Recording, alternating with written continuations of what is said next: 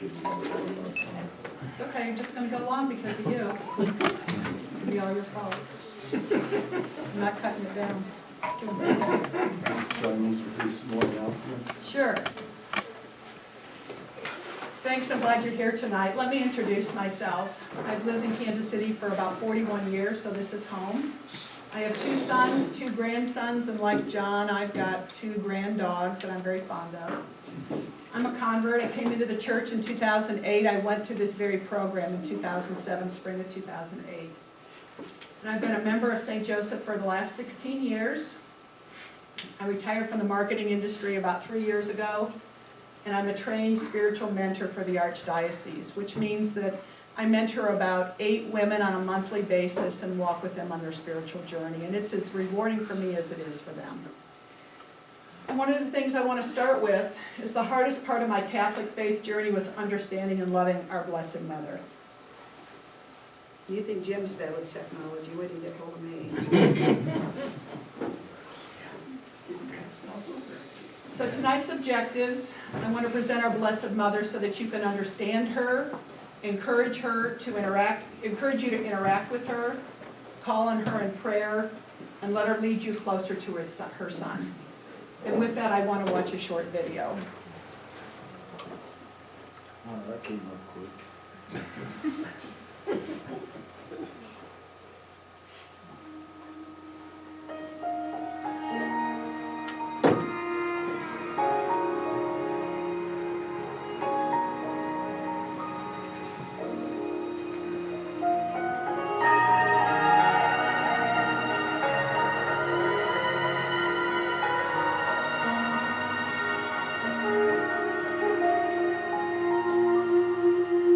Mary, did you know that your baby boy would one day walk on water? Mary, did you know that your baby boy would save our sons and daughters? Did you know that your baby boy has come to make you new? This child that you delivered would soon deliver you. Mary, did you know that your baby boy would give sight to a blind man? Oh, Mary, did you know that your baby boy would calm the storm with his hand? Did you know that your baby boy has walked where angels tread? When you kiss your little baby, you kiss the face of God. Oh, Mary, did you know?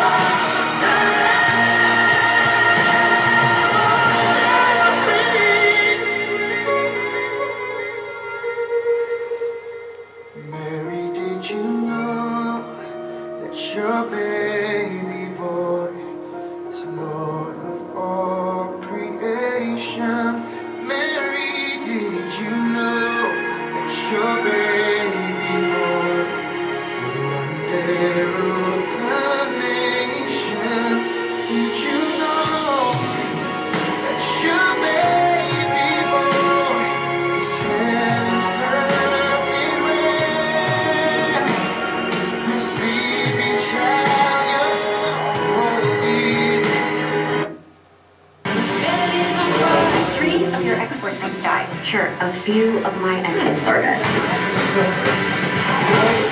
At 6. I think Skip. Skip, yeah.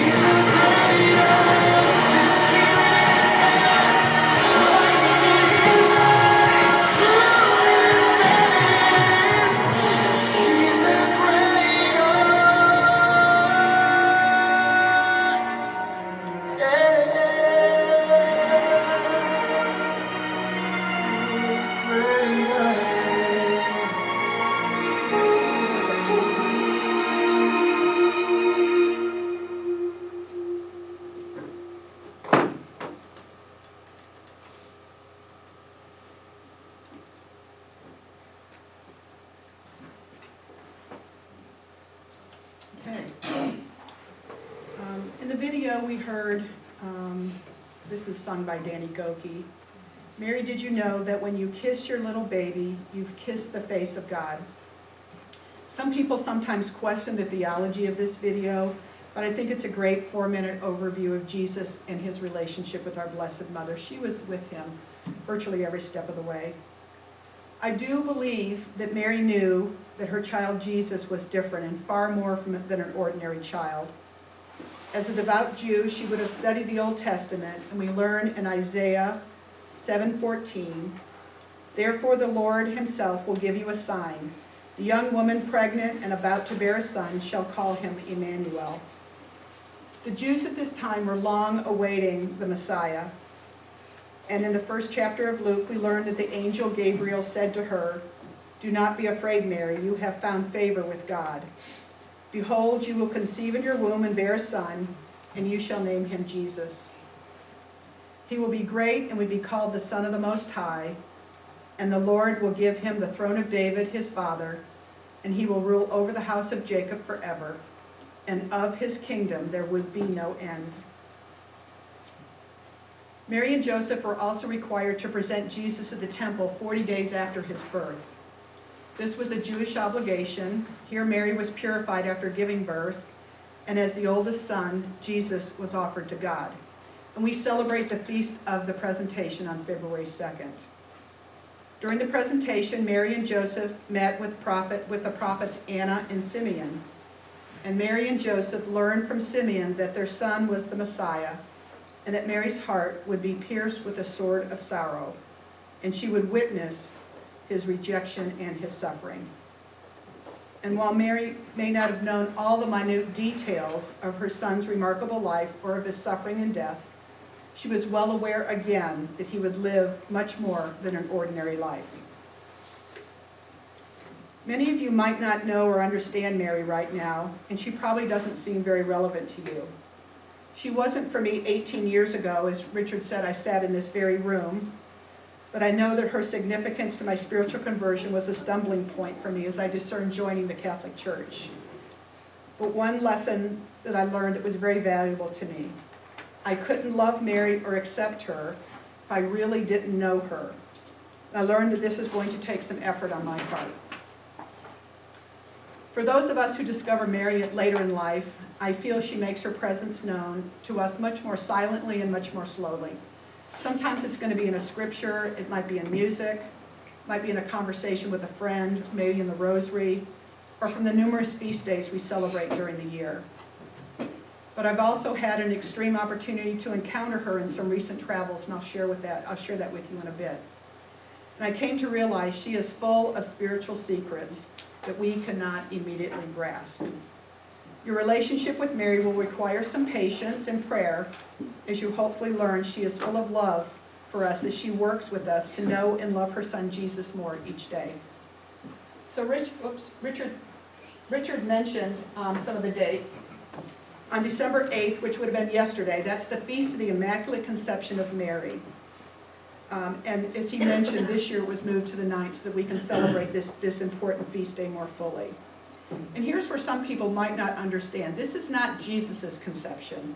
This is where the church celebrates where Mary was perfectly conceived in her mother's womb so that she could be born without original sin. And original sin, as we've talked about, is the sin of Adam and Eve. 9 days later, on September 8th, we celebrate 9 months later, on September 8th, we celebrate the Feast of the Nativity of Mary, her birth. On March 25th is the Annunciation. That's when the angel Gabriel came to her and asked her to consider being the mother of God, mother of Jesus. And this is when, and then December 25th, 9 months later, is when we celebrate Christmas, which is the Nativity of our Lord. So why was Mary immaculately conceived? From the moment of her conception, God preserved Mary from personal sin for her entire life, so that she would be the perfect vessel for her son, Jesus Christ. But some wonder, and I did too, and this was another stumbling point for me, how is this possible if her parents immaculately conceived too? And Mary's immaculate conception is actually Catholic dogma, which means belief or doctrine. And this states that Mary was conceived without original sin, but through normal biological means. But God acted upon Mary's soul at that time of her conception to keep her free from sin. From the first instant of her existence, she was in the state of grace and free from the corrupt and natural sin original sin brings. So God's plan for Mary and for our salvation were already in place prior to her conception. Again, some of this made it very difficult for me to understand my relationship with her.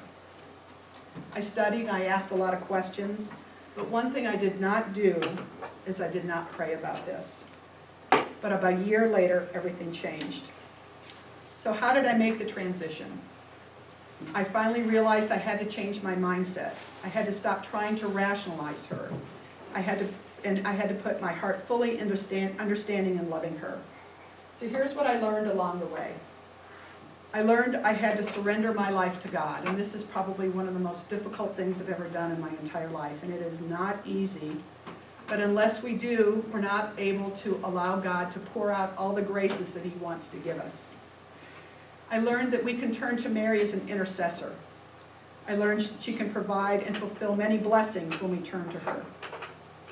I learned I needed to trust her and Jesus, even when things look hopeless, just like Mary did. And through Mary, I learned to love Christ more. As I grew in understanding of her, my heart opened up even further to Jesus and our Catholic faith.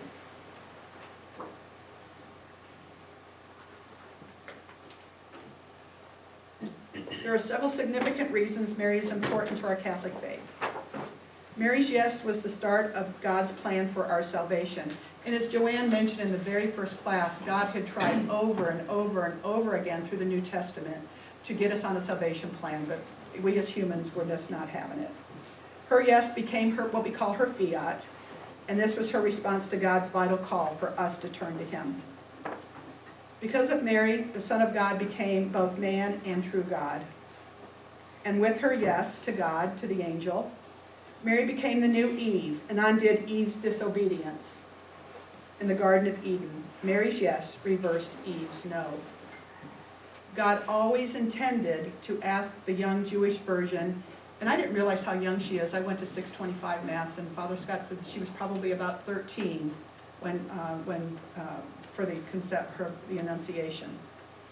But so many times through the Old and New Testament, God chose commoners, the poor, the downtrodden, the young, and widows to reveal His plans. And Mary was just this. She was a poor, young, common girl, but she was also an integral part of God's salvation plan for us. Mary is Jesus' mother, and she knows Him just like we know our own children. and all she wants for us is to love Jesus and follow him. She is our true model for discipleship. All Christians are her children. All we're asked to do is love and honor her, never worship her or put her up before anyone in the Holy Trinity. So let's talk about the history of Mary. For most of it, it starts with the Christmas story. For Christians, it's fairly universal. Mary arrives in Bethlehem, you know the story. She's very pregnant, and there's no room at the inn. They rested in a cave-like stable, and Jesus was born with all the animals around like a commoner, born without pomp and circumstance in a very humble surrounding. He was laid in a manger surrounded by sheep, goats, and lambs, hardly an entrance for a king or a Messiah. As a side note, the word Bethlehem means house of bread, and the word manger means to eat.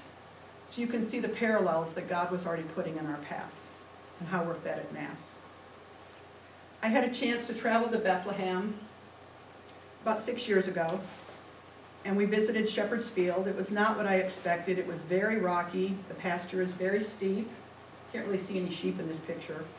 And it was in January, and it was very cold. It was only about 40 degrees that day. But to look over where the shepherds saw the Star of Bethlehem, which guided them to the manger, was very inspiring. We also visited Jesus' birthplace, where the Church of the Nativity now sits on top. Again, it's not what I expected, but more than I imagined. Most would agree that the story of Jesus' birth and the shepherds are synonymous across all Christian faiths. So what do Catholics believe that is so different from other faiths? For Catholics, the story of Mary does not stop here at the Christmas story. So just who is she? And I don't think anybody in our faith goes by more depictions. She's our Blessed Mother. She's Mary, Mother of God. She's Mary, Queen of Peace. She's Our Lady of Guadalupe. She's the Queen of Heaven and Earth. She's Our Lady of Fatima. She's Mary, Queen of the Most Holy Rosary. She's the Virgin Mary. She's also Our Lady of Sorrows.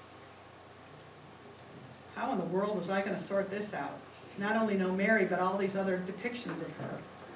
According to Google, and we know Google is correct, there are over 150 different titles bestowed upon her over these past 2,000 years. So why so many names? Some were given to her to signify the beliefs the Church views as necessary for our salvation, like Mary, Mother of God, Queen of the Holy Rosary, Mary, Queen of Heaven and Earth. Other titles grew from geographic and cultural significances, like Our Lady of Fatima in Portugal or Our Lady of Guadalupe in Mexico, just two places where Mary appeared. And then some titles depict the aspects of Mary's role in her life with Jesus, like Our Lady of Sorrow or Our Mother of Perpetual Help. On December 12th, which is Thursday, we'll celebrate the feast day of Guadalupe. Here Mary appeared to Juan Diego, a poor, humble Aztec Indian who had converted to the Catholic faith. This interaction happened near Mexico City in 1531. She asked Juan Diego to go to the bishop and tell him to build a chapel in protection of those that had already converted. The local bishop refused unless he could provide a sign that this request was really from the Blessed Mother. Mary once again appeared to Juan Diego and encouraged Juan Diego to visit the bishop once more. When he got there, he returned and he opened up his cloak. It's like a tilma, it's like a big stole kind of thing. And roses appeared in his cloak. It was not the season for roses to be blooming in Mexico. Seeing this, the bishop had a change of heart, and the church was built in 2 weeks. The shrine stands today and is the most visited Catholic shrine in the world, and the tilma is still intact after almost 500 years. The colors have not faded, and the cloth has not been deteriorated. In 1921, a bomb was placed in a flower pot near the tilma in hopes of destroying it. The altar was damaged, but the tilma was unharmed. It remains on display today in that basilica. No matter what title she takes, her role is actually very simple and very important. Everything she does Everything she wants, everything she is, points to Jesus, her son, never to herself. She is there to lead us to safety and salvation, and we are her children. Many times we only turn to her in sadness and despair. Maybe it's a wounded relationship, a health issue, a broken promise. Maybe it's financial difficulties or some type of loss. But Mary shows us that the real question is not how often or how much we suffer.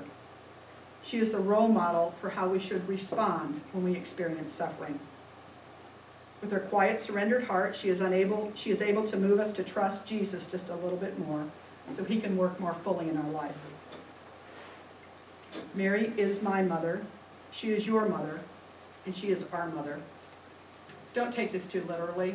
I struggle with that too. She's not trying to replace your biological mother. She's our spiritual mother. I had to learn to open up my heart to her because of her love and devotion to Jesus. And when I did that, some amazing things began to happen. So how did she become our mother? Jesus gave Mary to us, her most precious gift, to be our mother and the mother of the church for all time. From the Gospel of John, chapter 19, verses 25 to 27, we read, "Standing by the cross of Jesus were his mother's sister, and Mary Magdalene. When Jesus saw his mother, the disciple, there whom he loved, he said to his mother, 'Woman, behold your son.' Then he said to the disciple, 'Behold your mother.' And from that hour, the disciple took her into his home." When Jesus gave Mary to John, he was giving Mary to all of us.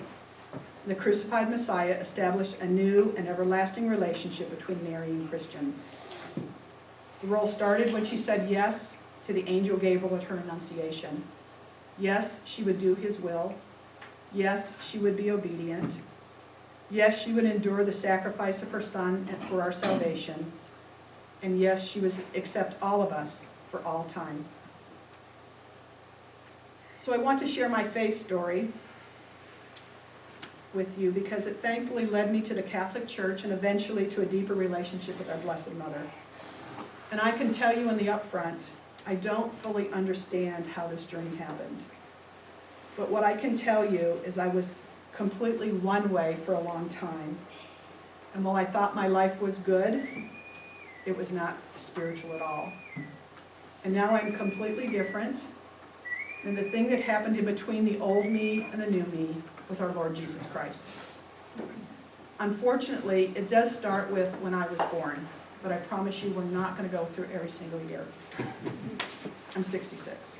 I was born the oldest of 4 children into a very devout and evangelical Baptist family in Detroit, Michigan. God and our church were the center of our family life. We went to some type of church gathering at least 4 times a week, and all of our friends were from our church community.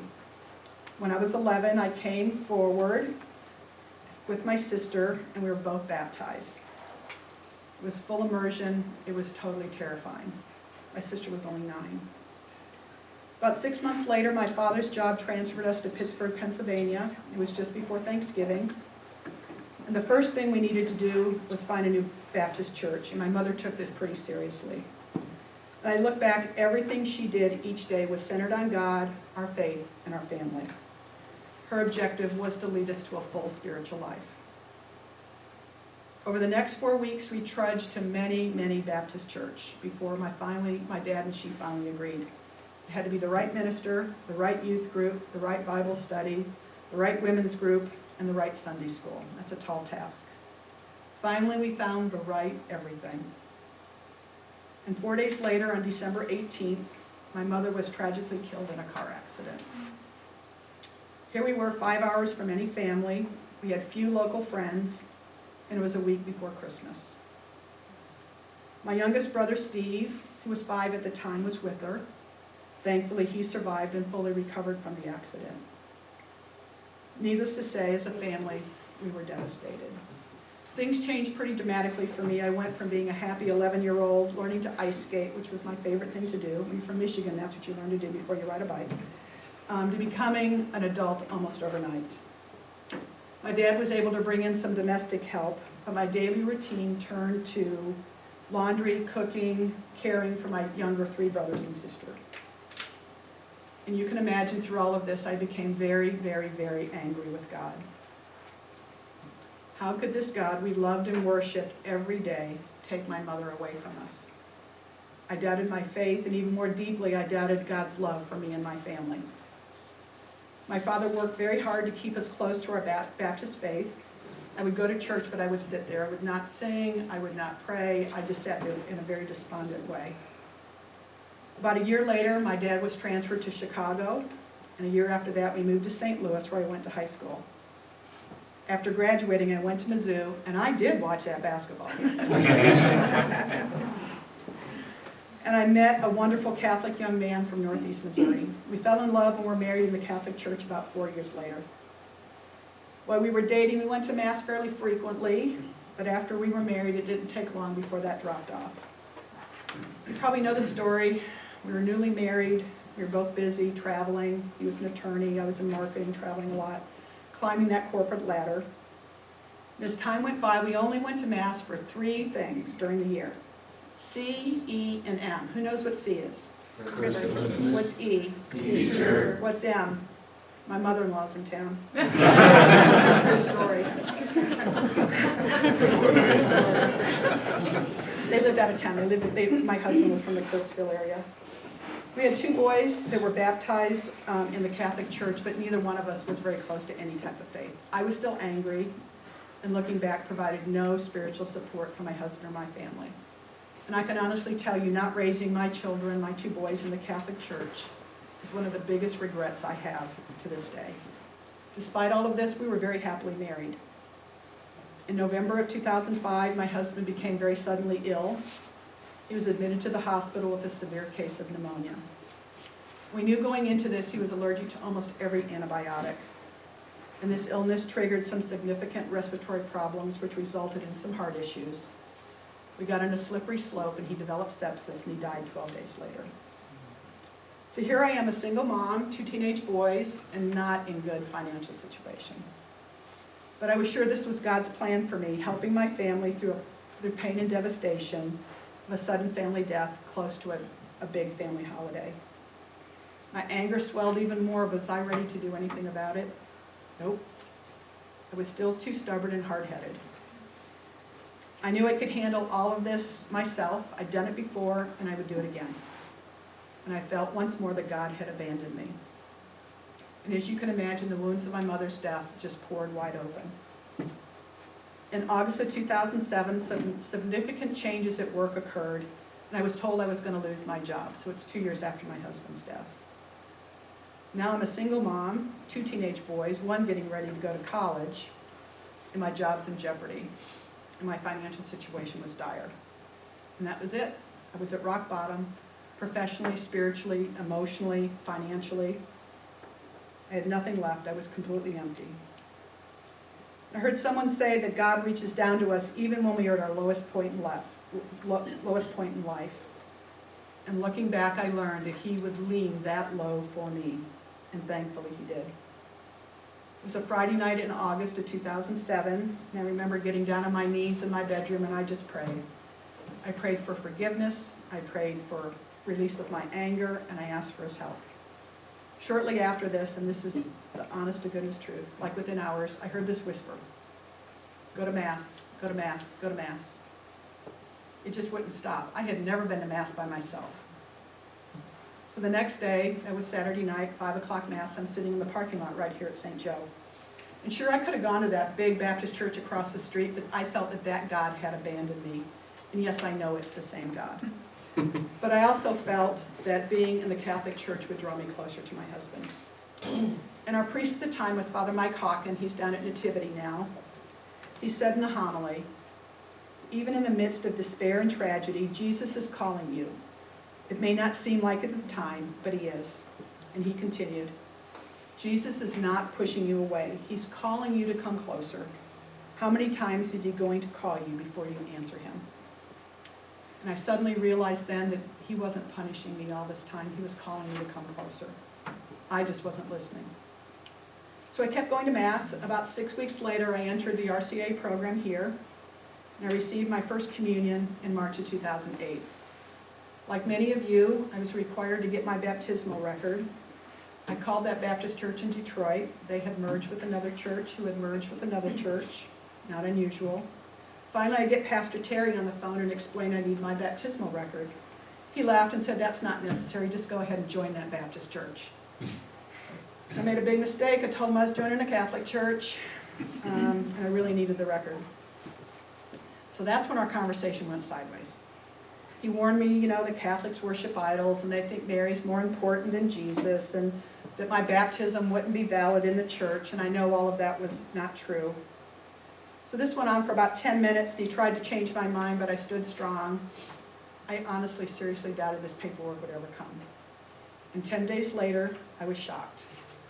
My husband's birthday is March 23rd. I was baptized on March 23rd in 1969. And Easter, the year I came into the church, was on March 23rd. As I mentioned after RCIA, one of my biggest challenges was my devotion to Mary. After all, as a Baptist, Mary just rides into Bethlehem and gives birth. There's no annunciation when Mary says yes to the angel, no visitation when Mary is greeted by her cousin Elizabeth and her child leaped in her womb. There's no finding Jesus in the temple. There's no miracle at the wedding feast of Cana.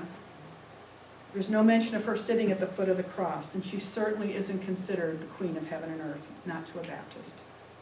So you can probably see my frustration. As a new Catholic, I knew something was missing. As I came to understand, let me back up. As a new Catholic, I knew I was missing something. But as I came to understand Mary, I realized that all the other Protestant faiths were missing everything, particularly about the Blessed Mother. So just a week before Lent started in 2009, I'm now Catholic about a year, I prayed that the Lenten season would draw me closer to Christ through my newfound faith. About a week later, I was invited to attend a Catholic women's retreat from a woman here at our parish that I barely knew. And I will tell you, it's actually Deacon Mark Lisa's wife, and she's a good friend of mine now too. During the retreat, we prayed the Stations of the Cross through the eyes of Mary. And I want to share with you what I heard late on that Friday night in the chapel. Jesus meets his mother. As I pushed and shoved to move through the crowds to be close to my son, closest to my son as I could, we came to a place in the road where he stopped. He saw me. We looked into each other's eyes. I didn't want him to see my tears or know my pain, but I long ago accepted how thoroughly he knew me. The love from my heart poured out in the only embrace I could give him. My lips quietly said the prayer he taught us. Father, may your kingdom come and your will be done on earth as it is in heaven. He nodded so slightly, took a deep breath, and moved on up the hill, the sword passing through my heart, which blessed his mission, and I know he knew it. Thank him with me now that he took up his mission for us. Thank him that he has tasted the separation and loss that every person in the world knows who has lost a loved one. And he has understood the heart of every loving mother who grieves at the suffering of her children. From the 11th station of the cross, we prayed. Jesus is nailed to the cross. Today I remember him lying on the cross with his arms outstretched. It is the sound of the hammer hitting the nails that stays with me. I remember pulling the first of many wood splinters from his fingers as a child, working in Joseph's shop. And against his precious hands and wrists, which touched and healed so many, a nail was placed, and a hammer pounded the nail through his flesh and into the wood of the cross. The sound, metal against metal, that ring, and the look on his face. The spasm of his whole body I will never forget. Then the other hand and finally his feet are nailed to the cross. Spend some time with him now. Imagine how he lifted him up on the cross nailed that you might be free.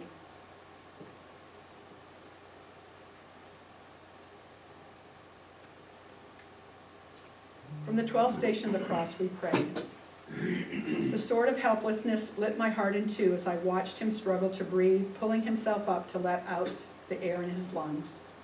With incredible courage and compassion, he spoke of mercy and love.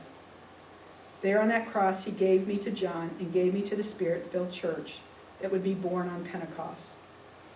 Then after he gave himself into God's hands one last time, he took his last breath and he died. It is unforgettable to watch life leave the body of someone you love. At the foot of the cross, listen to my son tell you of his love for you. Speak to him from his heart.